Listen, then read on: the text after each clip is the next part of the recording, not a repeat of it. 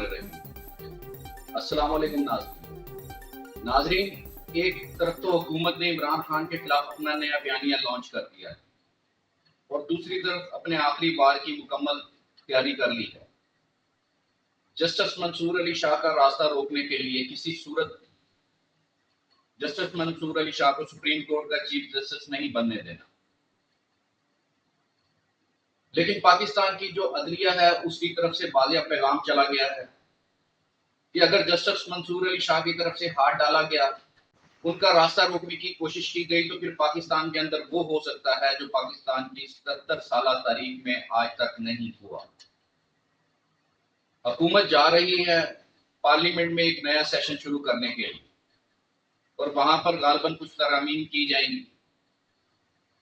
आसिफ अली जरदारी भी मौलाना फजल रहमान के पास पहुंचे हैं और बिजली के बिलों पर बड़ा नारा मारा गया था कि 500 यूनिट तक रिलीफ दे रहे हैं, तो लोगों को बिजली के बिल आना शुरू हो गए। और लोगों की क्या हालत है, तो जीएनएन के एक सहाफी ने इंटरव्यू किया है एक शहरी का। वो शहरी क्या कहता है? वो कहता है कि रेहड़ी लगाता हूँ, मेरी रेहड़ी पर 50,000 रुपए का टोटल सामान नहीं है। मुझे जो पिछले महीने बिल आया था वो 1,07,000 रुपए का आया था।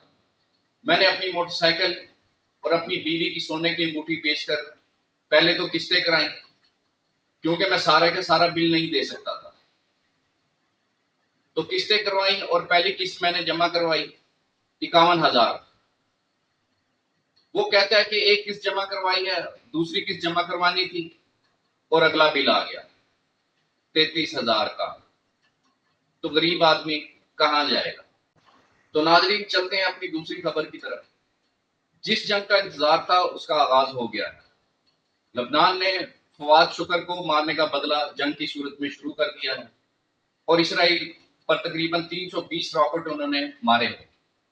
उन्होंने कहा कि अब हमने हमला शुरू कर दिया है, इसके बाद हमने बहुत सारे हमले करने हैं और बगैर बताए ये हमला हुआ है।